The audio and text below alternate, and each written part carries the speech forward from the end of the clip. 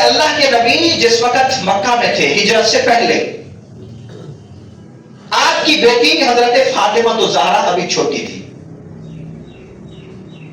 اور حضور نے اعلان نبوت فرما دیا تھا، تو حضور کی دشمنی میں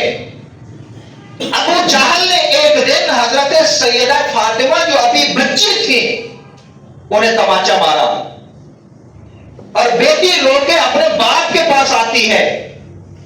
اور جب یہ فاطمہ حضور کے پاس آئی تو وہاں پہ ابو سفیان بھی بیٹھے تھے، تو حضرت فاطمہ نے آ کے کہا کہ ابا جان مجھے ابو جہل نے تماچا مارا ہے۔ سرکار دو عالم صلی اللہ علیہ وسلم کے سامنے بیٹی کا چہرہ تھا،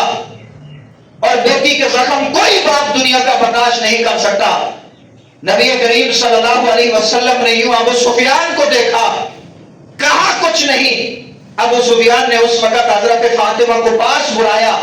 اور کہا بیٹا آؤ، میں تمہیں ابو جہل سے بدلہ لے کے دیتا ہوں۔ اور یہ ابو سفیان حضرت فاطمہ کو ساتھ لے کے گیا، ابو جہل کے پاس پہنچے ہیں، اس نے جا کے اس کے دونوں ہاتھ پکڑ کے پیچھے کر لیے، اور بچی کو کہا کہ جیسے ابو جہل نے تمہیں تماچا مارا تھا آؤ اس کے منہ پہ تماچا رسید کرو۔ سیدہ فاطمہ نے ابو جہل کے چہرے پہ تماچا مارا ہے، مسکرانے لگ گئی، اور مسکراتی ہوئی نبی کریم صلی اللہ علیہ وسلم کی بارگاہ اقدس کے اندر آئی ہے، تو نبی کریم بھی مسکرانے لگے، اور اس وقت سید کائنات نے ایک دعا فرمائی، فرمایا اے اللہ اس ابو سفیان اور اس کے خاندان کو اس کا بدلہ عطا فرما۔